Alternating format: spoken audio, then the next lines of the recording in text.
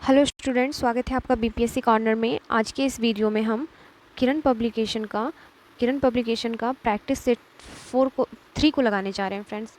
जो practice set 3 है उसको सॉल्व करने जा रहे हैं। तो काफ़ी इंपॉर्टेंट है क्योंकि इसके कुछ जो क्वेश्चंस हैं काफ़ी अच्छे लेवल के हैं, जो बीपीएससी के लेवल को भी मेंटेन करता है। प्लस अच्छी बात कि आपके सिलेबस के अकॉर्डिंग 120 क्वेश्चंस हैं इसमें, जिससे कि आपका जो होता है कि हैबिट अच्छा बन जाएगा कि आपको एग्ज़ाम हॉल में ज़्यादा कठिनाई नहीं होगी कि 2 आवर्स में आपको 120 क्वेश्चंस को सॉल्व करना है। फ्रेंड्स, एग्ज़ाम का डेट काफ़ी नज़दीक है, ऐसे में आप प्लीज़ अपने प्रिपरेशन को काफ़ी अच्छे लेवल पे लेके जाइए और ज़्यादा से ज़्यादा प्रैक्टिस सेट कीजिए कि आपने कितने क्वेश्चन सही अटैम्प्ट आपका जा रहा है। तो ये काफ़ी अच्छी सेट है फ्रेंड्स, आप इसको ज़रूर लगाइए। और अगर मेरा वीडियो अच्छा लगता हो तो प्लीज़ मुझे सपोर्ट करने के लिए मेरे चैनल को सब्सक्राइब कर लीजिए। और अगर आप मेरे चैनल पर नए आए हैं तो इससे पहले मैंने प्रीवियस ईयर के सारे जो क्वेश्चंस थे या पूछे जा चुके थे अब तक 1 to 5 के क्लास के लिए, उन सभी प्रीवियस ईयर क्वेश्चंस को मैंने अपने वीडियो में करवा रखा है। तो प्लीज़ आप जाएं और विज़िट कीजिए। तो बिना देरी के हुए शुरू करते हैं आज का सेशन। देखते हैं आज के पहले सवाल को। आज का पहला सवाल है, डिस्कवरी ऑफ इंडिया पुस्तक किसके द्वारा लिखी गई? तो इसका राइट आंसर हो जाएगा, डिस्कवरी ऑफ इंडिया के लेखक हैं जवाहरलाल नेहरू। ऑप्शन 3 इसका राइट आंसर हो जाएगा। और यह लिखा गया था भारत छोड़ो आंदोलन के द्वारा, आंदोलन के वक्त, जो कि 1942 का समय था, जब इन्हें जेल में भेज दिया गया था, तब इन्होंने इस किताब को लिखा था, डिस्कवरी ऑफ इंडिया। नेक्स्ट देख लीजिए अगले सवाल को। अगला सवाल है, अंतर्राष्ट्रीय मानवाधिकार दिवस कब मनाया जाता है? तो यह मनाया जाता है 10 दिसंबर को। ऑप्शन 1 इसका राइट आंसर हो जाएगा। संयुक्त राष्ट्र सभा ने 10 दिसंबर को अंतर्राष्ट्रीय मानवाधिकार दिवस मनाए जाने को की घोषणा की गई थी के द्वारा। तो ऑप्शन 1 इसका राइट आंसर हो जाएगा। नेक्स्ट है हमारा, भारतीय अंतरिक्ष अनुसंधान संगठन की स्थापना किस वर्ष में हुई थी? तो इसकी स्थापना की गई थी 1969 ईस्वी में, और इसका मुख्यालय जो है वह बेंगलोर में है, बेंगलोर में अवस्थित है। नेक्स्ट है हमारा, निम्नलिखित में कौन सा सही सुमेलित नहीं है? एक तरफ पेट्रोलियम के संगठक दिए गए हैं और एक तरफ उनका उपयोग दिया गया है। तो जो बिटुमेन होता है वह पेंट एवं सड़क निर्माण में काम आता है, यह कथन सही है। मिट्टी का तेल जेट वायुयान के लिए ईंधन है, यह भी कथन सही है। पैराफिन मोम जो होता है वह खाद्य पदार्थ के लिए है, तो यह गलत है। और पेट्रोल जो है वह शुष्क धुलाई के लिए विलायक है, तो यह भी सही है। तो हमारा आंसर आ जाएगा सही सुमेलित नहीं है, तो आंसर 3 इसका आ जाएगा, ऑप्शन 3। नेक्स्ट है हमारा, मानव शरीर का सामान्य तापमान कितना होता है? तो इसका राइट आंसर हो जाएगा, मानव शरीर का जो सामान्य तापमान होता है वह होता है 37 डिग्री सेल्सियस। ऑप्शन 1 इसका राइट आंसर हो जाएगा। यही अगर आपसे फ़ारेनहाइट में पूछेगा तो याद रखिएगा 98.6 फ़ारेनहाइट, ये फ़ारेनहाइट में हमारा बॉडी टेम्परेचर होता है ह्यूमन का। नेक्स्ट है हमारा, करो या मरो का नारा किसके साथ जुड़ा हुआ है? तो जो करो और मरो का नारा है यह जुड़ा हुआ है भारत छोड़ो आंदोलन के साथ। ऑप्शन 4 इसका राइट आंसर हो जाएगा, क्योंकि 8 अगस्त 1942 को भारत छोड़ो आंदोलन की शुरुआत करते हुए महात्मा गांधी ने करो या मरो का नारा दिया था। नेक्स्ट देख लीजिए अगले सवाल को। अगला सवाल है, निम्नलिखित में से सही कथनों का चयन करें। कथन है, पेट पॉलीएथिलीन टरथेलेट एक बहुत सुपरिचित प्रकार का नायलॉन है। एस्टर वे रसायन हैं जो फलों को उनकी गंध प्रदान करते हैं। संश्लेषित रेशे गर्म करने पर भी नहीं पिघलते। और डी है, सभी संश्लेषित रेशे पेट्रोलियम मूल कच्चे माल जो पेट्रो रसायन कहलाते हैं से विविध प्रक्रमों द्वारा तैयार किए जाते हैं। तो पूछ रहा है सवाल कि जो सही कथन है उसका चयन करना है, तो इसका राइट आंसर हो जाएगा ऑप्शन 4, सभी संश्लेषित रेशे पेट्रोलियम मूल के कच्चे माल से जो पेट्रो रसायन कहलाते हैं से विविध प्रक्रमों द्वारा तैयार किए जाते हैं। ऑप्शन डी सही कथन है इसमें। नेक्स्ट देख लीजिए अगले सवाल को। सॉरी फ्रेंड्स, बी भी आंसर सही हो जाएगा डी के साथ। एस्टर वे रसायन है जो फलों को उनकी गंध प्रदान करते हैं। तो जब सही कथन इधर हमें चुनने कहा गया है तो उसके अकॉर्डिंग हमारा आंसर आ जाएगा ऑप्शन बी और डी, ऑप्शन 4 आ जाएगा। सॉरी उसके लिए। नेक्स्ट सवाल को देख लीजिए, उत्तरी गोलार्ध में सबसे छोटा दिन कब होता है? तो इसका राइट आंसर हो जाएगा उत्तरी गोलार्ध में सबसे छोटा दिन जो होता है वह होता है 21 सितंबर को। ऑप्शन 3 इसका राइट आंसर हो जाएगा। और यह दिन 21 दिसंबर के आसपास होता है और उस बिंदु को चिन्हित करता है जब दिन बड़े होने लगते हैं जबकि रातें छोटी हो जाती हैं। नेक्स्ट देख लीजिए अगले सवाल को। अगला सवाल है मानव शरीर की सबसे बड़ी हड्डी है। तो जो मानव शरीर की सबसे बड़ी हड्डी है वह जांघ में पाई जाती है और इसे हम फीमर कहते हैं। ऑप्शन 1 इसका राइट आंसर हो जाएगा। नेक्स्ट है हमारा किस नदी को दक्षिण गंगा कहते हैं। तो दक्षिण की जो गंगा कहा जाता है उसे हम गोदावरी नदी को कहते हैं। ऑप्शन 2 इसका राइट आंसर हो जाएगा। गोदावरी नदी को दक्षिण में गंगा के नाम से जानते हैं और यह जो होता है महाराष्ट्र, तेलंगाना, आंध्र प्रदेश, छत्तीसगढ़ और उड़ीसा राज्यों से होकर बहती है। नेक्स्ट है हमारा एपी सेंटर किससे संबंधित है। तो इसका राइट आंसर हो जाएगा भूकंप से एपी सेंटर संबंधित है। पृथ्वी की पपड़ी के अंदर का वह बिंदु जहां भूकंप की उत्पत्ति होती है उसे भूकंप का फोकस कहते हैं और फोकस के ऊपर पृथ्वी की सतह पर स्थित बिंदु को अधिकेंद्र या एपिसेंटर कहते हैं। नेक्स्ट है हमारा दिल्ली चलो का नारा किसने दिया। तो यह दिया गया था सुभाष चंद्र बोस के द्वारा। उन्होंने 1944 में राष्ट्रीय सेना INA आंदोलन के दौरान सेना को प्रेरित करने के लिए इस नारे को दिया था 1944 को, दिल्ली चलो। नेक्स्ट है हमारा दक्षिण भारत के प्रायद्वीप का अंतिम छोर कन्याकुमारी की स्थिति में है। तो इसका राइट आंसर हो जाएगा भूमध्य रेखा के उत्तर में है, क्योंकि हमारा भारत का नक्शा ऐसा है, उससे जस्ट श्रीलंका के नीचे इससे सटा हुआ है भूमध्य रेखा। तो इसके अकॉर्डिंग हो जाएगा ये हमारा, इसके उत्तर में अवस्थित है हमारा भारत। तो याद रखिएगा फ्रेंड्स, भूमध्य रेखा के उत्तर में है कन्याकुमारी की स्थिति, लोकेशन अगर हमें पूछेगा तो। नेक्स्ट है हमारा निम्नलिखित में से किस रंग का कागज़ सौर ऊर्जा का अवशोषण अधिक करेगा। तो जिस रंग का अवशोषण सौर ऊर्जा द्वारा किया जाता है सबसे अत्यधिक वह है काला। काला कागज ऊष्मा का अवशोषक होता है जबकि श्वेत रंग कागज ऊष्मा का अवशोषक नहीं होता है, इसीलिए धूप ऊर्जा का अवशोषण नहीं के बराबर करेगा। ऑप्शन 2 इसका राइट आंसर हो जाएगा। नेक्स्ट है हमारा जानवर जो सिर्फ पौधे खाते हैं कहलाते हैं। तो जो सिर्फ पौधे खाते हैं उसे हम शाकाहारी कहते हैं। ऑप्शन 3 जो जानवर से पौधा खाता है उन्हें प्राथमिक उपभोक्ता भी कहा जाता है। इसमें खरगोश, गाय, भैंस, बकरी, हाथी एवं जिराफ अन्य को भी हम रख सकते हैं। नेक्स्ट सवाल है मलेरिया मच्छरों से फैलता है, इसकी खोज किसने की थी। तो इसकी खोज की गई थी डॉक्टर रोनाल्ड रॉस के द्वारा।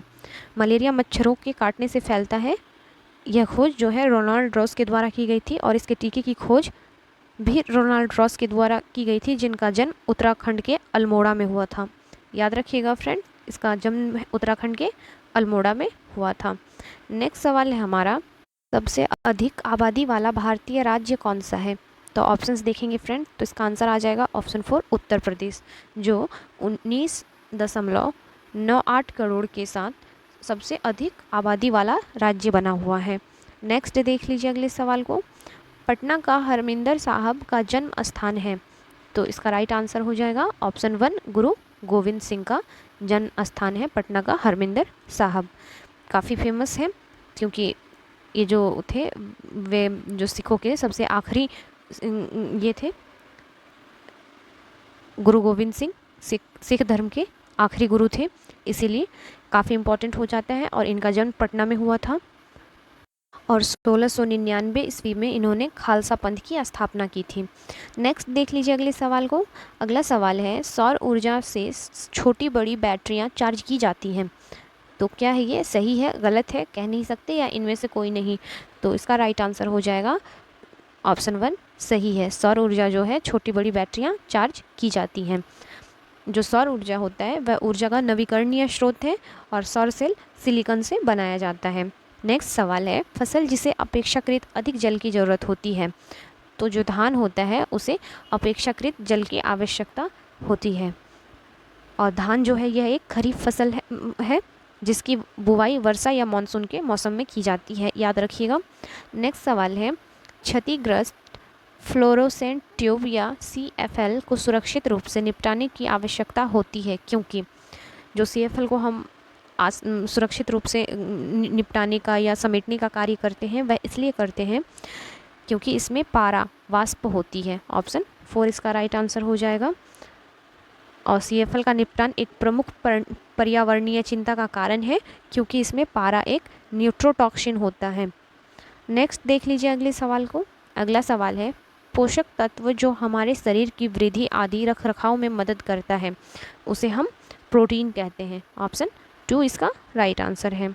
नेक्स्ट है, घेघा रोग आयोडीन की कमी के कारण होता है। हम आयोडीन प्राप्त कर सकते हैं, तो आयोडीन को हमें प्राप्त किया जाता है आयोडाइज्ड नमक से। ऑप्शन 1 इसका राइट आंसर हो जाएगा। और गले के पास स्थित थायराइड ग्रंथि में वृद्धि होने से घेंघा नामक रोग हो जाता है और इसमें जो होता है मनुष्य का गर्दन फूल जाता है। नेक्स्ट देख लीजिए, पंछियों के बारे में इनमें से क्या सही नहीं है।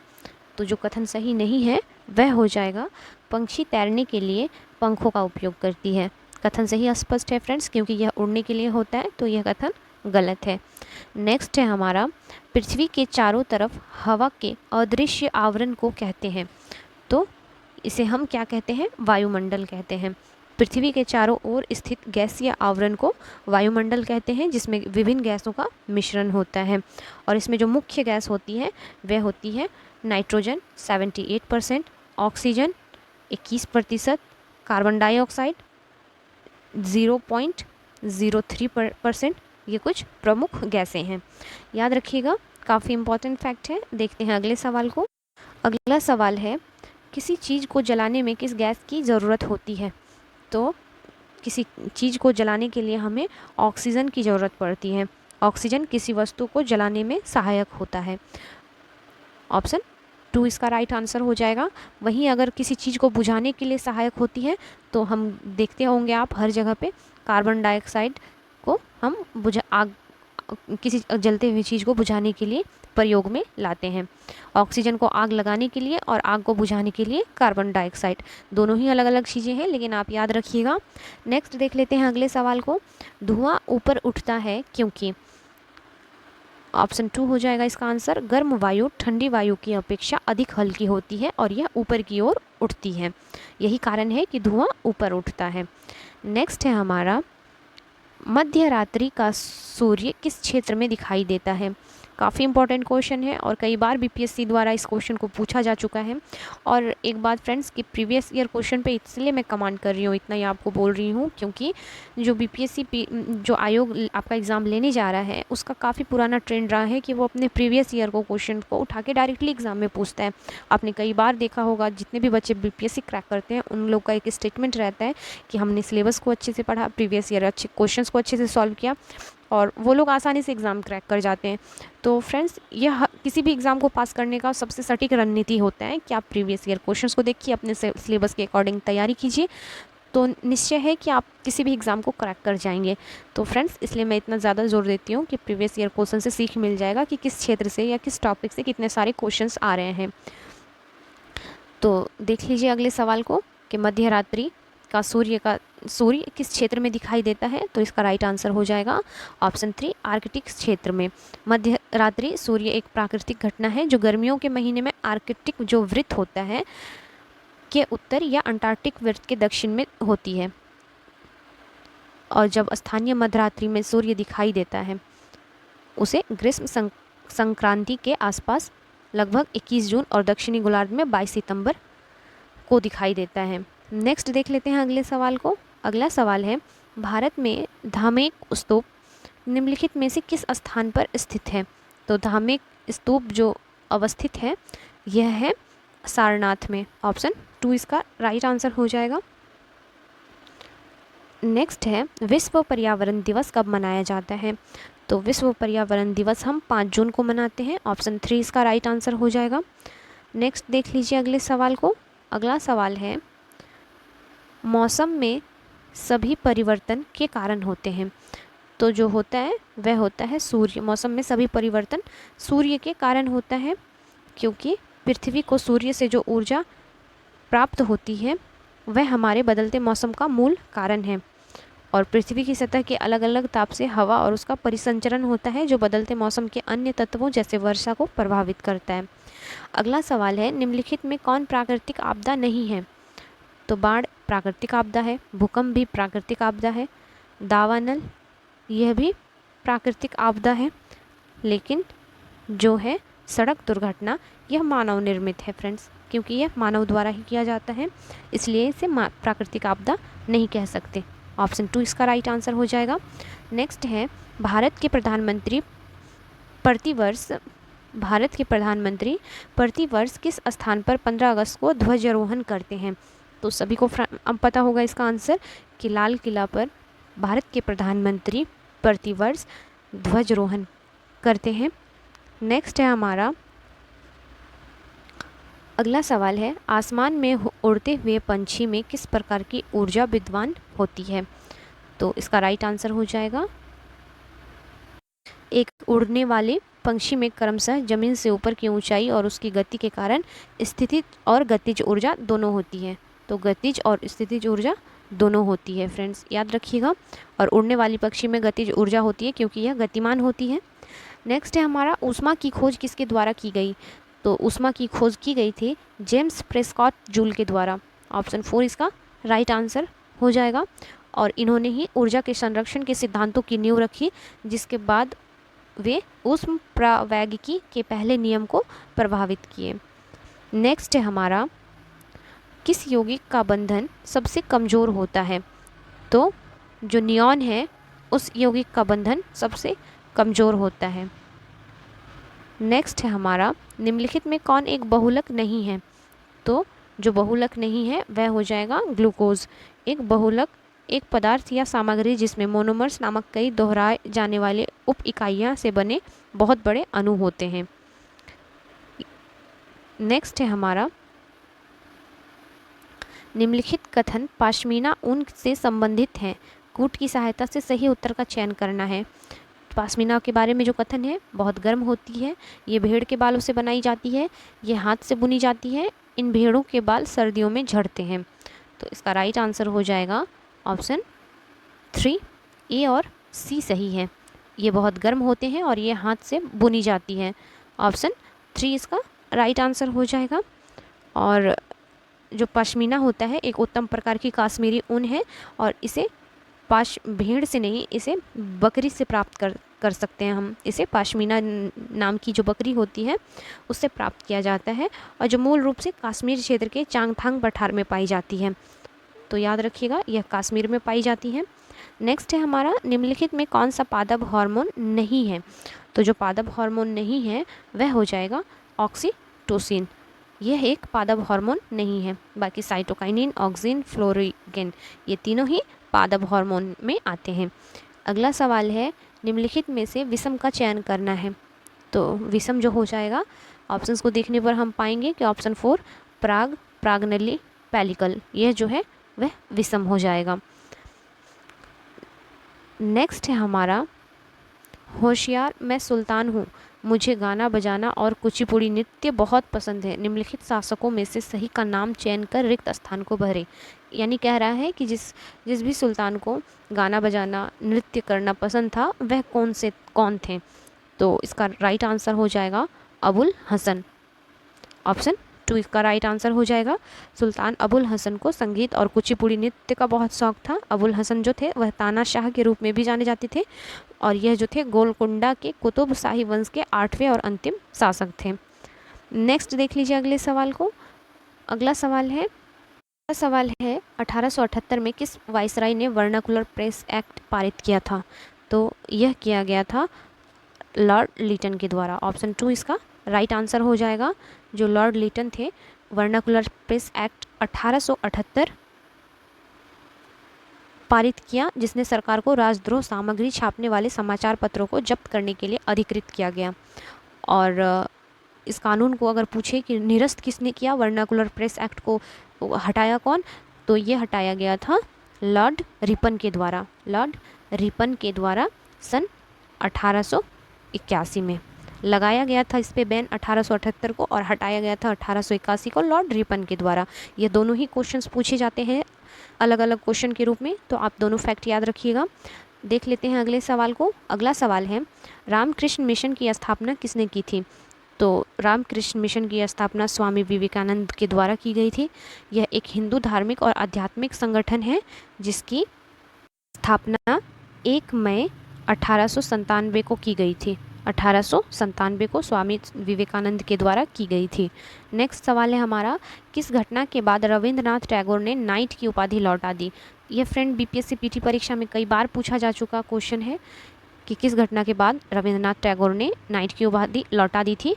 तो इसका राइट आंसर हो जाएगा जालियांवाला बाग नरसंहार, जो कि 13 अप्रैल 1919 को घटा था, के घटना के कारण रविंद्रनाथ टैगोर ने अपनी उपाधि अंग्रेजों को सौंप दी थी। नेक्स्ट देख लीजिए अगले सवाल को।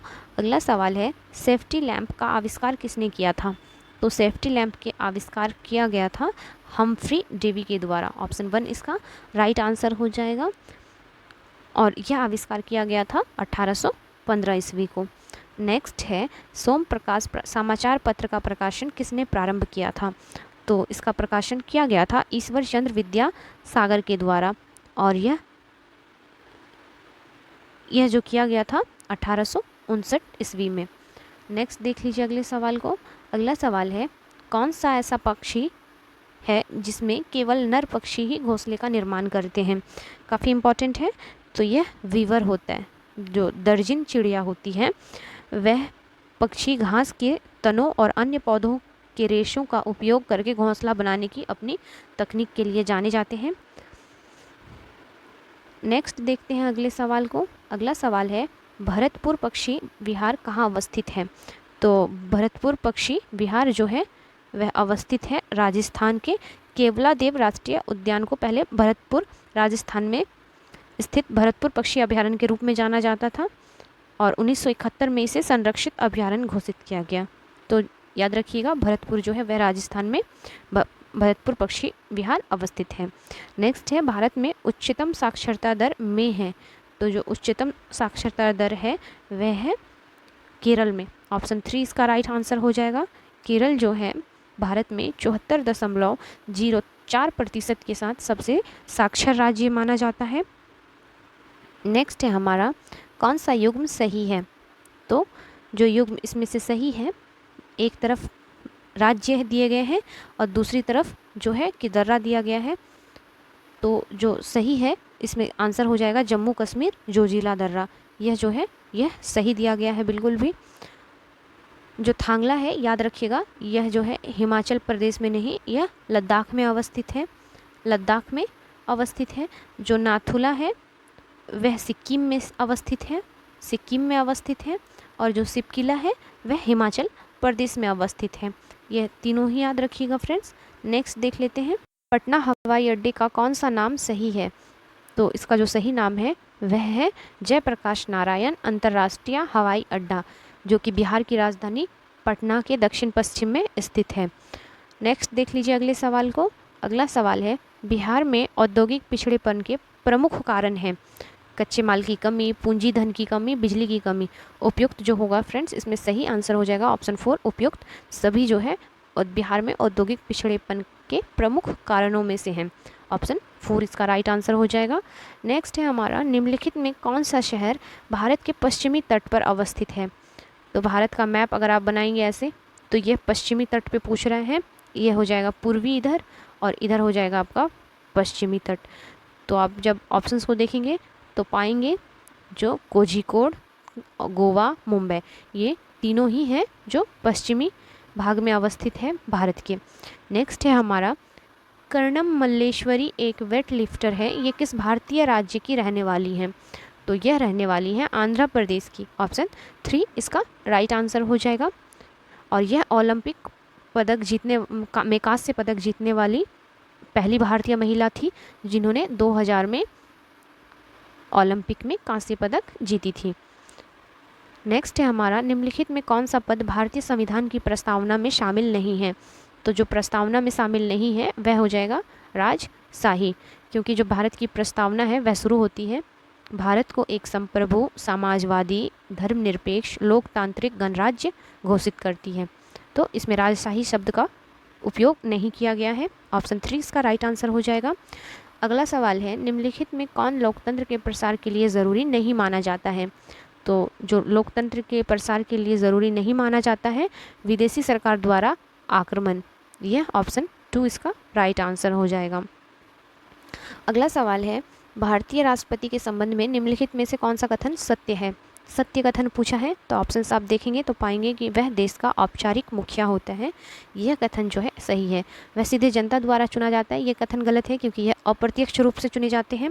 वह अपनी शक्ति का वास्तविक रूप से उपयोग करता है, जी नहीं, वह अपने जो होता है कि अपने जो शक्ति का उपयोग करते हैं वे दूसरे रूपों में करते हैं, और वह राज्यों में मुख्यमंत्री की नियुक्ति करते हैं। तो यह भी कथन गलत है। नेक्स्ट देख लीजिए अगले सवाल को। अगला सवाल है, निम्नलिखित में कौन सी संस्था भारत के संविधान में संशोधन कर सकती है? तो भारत में जो संविधान में संशोधन कर सकती है वह है भारत की संसद। ऑप्शन 1 इसका राइट आंसर हो जाएगा। नेक्स्ट है, सिविल सेवक क्या करते हैं? तो इसका जो राइट आंसर हो जाएगा, वे मंत्री के निर्णय को लागू करते हैं। सिविल सेवक का यही कार्य होता है। सवाल है, निम्नलिखित में कौन जनमत के निर्माण में मदद नहीं करता है? तो यह है खेल का मैदान। यह जनमत के निर्माण में मदद नहीं करता है। समाचार पत्र, रेडियो और शैक्षणिक संस्थान जनमत के निर्माण में मदद करते हैं ये सभी। नेक्स्ट देख लीजिए अगले सवाल को। वर्तमान में कागजी मुद्रा के अतिरिक्त किस रूप में मुद्रा का अधिकाधिक प्रयोग हो रहा है? तो यह हो जाएगा प्लास्टिक मनी। ऑप्शन 3। वर्तमान में कागज़ के पैसे के अलावा प्लास्टिक मनी का तेज़ी से उपयोग किया जा रहा है। और जो प्लास्टिक मनी की शुरुआत की गई थी यह 1950 के दशक से शुरुआत की गई थी। जैसे कि क्रेडिट कार्ड, डेबिट कार्ड, ऐसे ही मनी कार्ड को इंगित करने के लिए इस शब्द का अधिक सटीक रूप से उपयोग किया जाता है। नेक्स्ट है हमारा, नीति आयोग के संबंध में निम्नलिखित में कौन सा कथन सही है? तो कथन सही कौन कौन सा है देख लीजिए। नीति आयोग की स्थापना 1 जनवरी 2015 को हुई थी। भारत के प्रधानमंत्री नीति आयोग के पदेन अध्यक्ष होते हैं। नीति आयोग ने 2014 के भारत के योजना आयोग की जगह ली थी। तो इसका राइट आंसर हो जाएगा 1 और 2। जो 1 और 2 है ये कथन गलत है, सही है। कथन जो है 1 और 2 सही है कि नीति आयोग की स्थापना 1 जनवरी 2015 को हुई थी और इसके जो पदेन अध्यक्ष होते हैं वह प्रधानमंत्री होते हैं।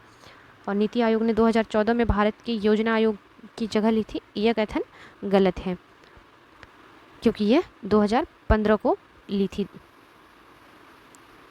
नेक्स्ट है हमारा, मिश्रित अर्थव्यवस्था एक ऐसी अर्थव्यवस्था है जहां से, तो फ्रेंड्स इसका राइट आंसर हो जाएगा सार्वजनिक और निजी क्षेत्र दोनों का अस्तित्व होता है, तो उसे हम मिश्रित अर्थव्यवस्था कहते हैं। नेक्स्ट है हमारा, निम्नलिखित में कौन सी अर्थव्यवस्था में वाणिज्यिक बैंक का कार्य नहीं है? तो इसका राइट आंसर हो जाएगा बैंकर्स बैंक के रूप में कार्य करना। यह जो होता है वाणिज्यिक बैंक का कार्य नहीं होता है। ऑप्शन 4 इसका राइट आंसर हो जाएगा। नेक्स्ट है, नीचे 2 कथन दिए गए हैं, दिए हुए विकल्पों से सही उत्तर का चयन करना है। तो कथन है, पश्चिम बंगाल के लोग ज़्यादातर चावल और केरल के लोग ज़्यादातर रोटी खाना पसंद करते हैं। दूसरा कथन है, जो चीज़ें जहाँ आसानी से पैदा होती हैं वहाँ पर वे ज़्यादा खाई जाती हैं। तो इसमें से कौन सा कथन सही हो जाएगा? तो इसका राइट आंसर हो जाएगा फ्रेंड्स ऑप्शन 4। कथन 1 गलत है परंतु जो कथन 2 है वह सही है। नेक्स्ट है हमारा, अमीर खुसरो किसके शिष्य थे? तो इसका राइट आंसर हो जाएगा निज़ामुद्दीन औलिया के शिष्य थे अमीर खुसरो। जो अमीर खुसरो थे 13वीं शताब्दी के अंत में फारसी, अरबी, तुर्की और भारतीय संगीत परंपराओं को जोड़ने का इसे श्रेय दिया जाता है। नेक्स्ट है हमारा, द्रोणाचार्य पुरस्कार किसके क्षेत्र में उत्कृष्टता के लिए दिया जाता है? तो जो द्रोणाचार्य पुरस्कार है इसे आधिकारिक तौर पर खेल और खेलों में उत्कृष्ट कोचों के पुरस्कार के रूप में दिया जाता है। तो इसका राइट आंसर हो जाएगा खेल जो प्रशिक्षण सिखाते हैं उन्हें दिया जाता है। नेक्स्ट है हमारा, निम्नलिखित में किस क्षेत्र में ओंगी रहते हैं? ओंगी रहते हैं, तो यह जो जनजाति पाई जाती है यह पाई जाती है लिटिल अंडमान में। ओंगी एक जनजाति है और यह लिटिल अंडमान में पाई जाती है। नेक्स्ट है हमारा, निम्नलिखित में कौन सा कथन सिंचाई के माध्यमों के बारे में सही है? तो कथन देख लीजिए। छिड़काव तंत्र विधि का उपयोग मूलतः समतल भूमि के लिए किया जाता है। ड्रिप तंत्र विधि में जल बूंद बूंद करके सीधे पौधों की पत्तियों पर गिरता है। ड्रिप तंत्र फलदार पौधे, बगीचों एवं वृक्षों को पानी का देने का सर्वोत्तम तरीका है और जल की कमी वाले क्षेत्रों के लिए ड्रिप तंत्र बिल्कुल फायदेमंद नहीं है। तो इसका जो राइट आंसर हो जाएगा ऑप्शन 3, ड्रिप तंत्र फलदार पौधे, बगीचों एवं वृक्षों को पानी देने का सर्वोत्तम तरीका है। नेक्स्ट है हमारा अगला सवाल है, त्रिमूर्ति की मूर्तियों के लिए प्रसिद्ध मुंबई से 15 मील दूर एक द्वीप के स्थान की पहचान करें।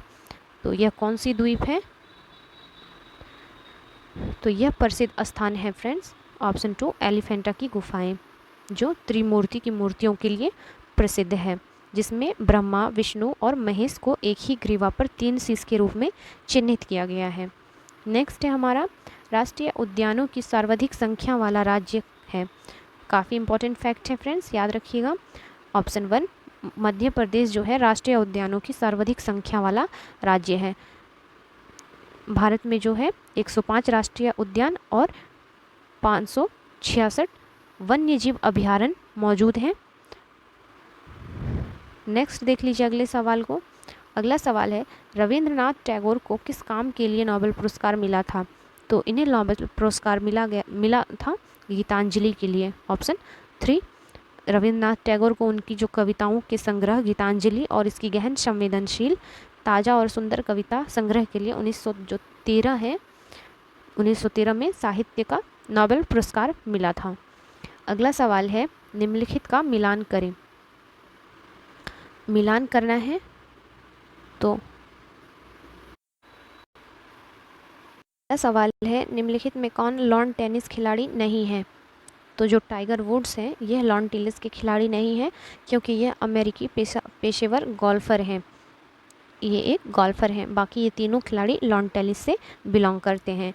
नेक्स्ट है हमारा, निम्नलिखित में कौन मानचित्र का घटक नहीं है? तो जो त्वरण है यह जो है मानचित्र का घटक नहीं है। नेक्स्ट देख लीजिए अगले सवाल को, निम्नलिखित में कौन सा कप या ट्रॉफी फुटबॉल से संबंधित है? तो इसका राइट आंसर आ जाएगा संतोष ट्रॉफी जो होता है वह फुटबॉल से संबंधित है। नेक्स्ट है हमारा, विश्व का प्रथम आवासीय विश्वविद्यालय निम्नलिखित में कौन है? तो आवासीय विश्वविद्यालय सर्वप्रथम बना था नालंदा विश्वविद्यालय में। ऑप्शन 3 इसका राइट आंसर हो जाएगा, जिसे 13वीं शताब्दी में बख्तियार खिलजी ने नष्ट कर दिया था। नेक्स्ट है हमारा और आखिरी सवाल है, भारत के राष्ट्रीय झंडा में कौन कौन सा रंग प्रयोग में लाया जाता है? सफ़ेद, नारंगी, हरा। तो इसका राइट आंसर हो जाएगा उपयुक्त तीनों ही रंग भारतीय झंडा में प्रयोग किया जाता है। जो सफ़ेद होता है वह शांति और सच्चाई का प्रतीक होता है, हरा रंग हरियाली से जुड़ा है, और जो नारंगी या केसरिया जिसको कहते हैं वह साहस और बलिदान से संबंध है। फ्रेंड्स, वीडियो अच्छे लगते हो तो प्लीज़ कमेंट करें, और फ्रेंड्स अगर इन्फॉर्मेटिव लगे तो शेयर भी कीजिए ताकि और लोगों तक यह पहुँचे। और मिलते हैं नेक्स्ट वीडियो में, तब तक के लिए थैंक यू।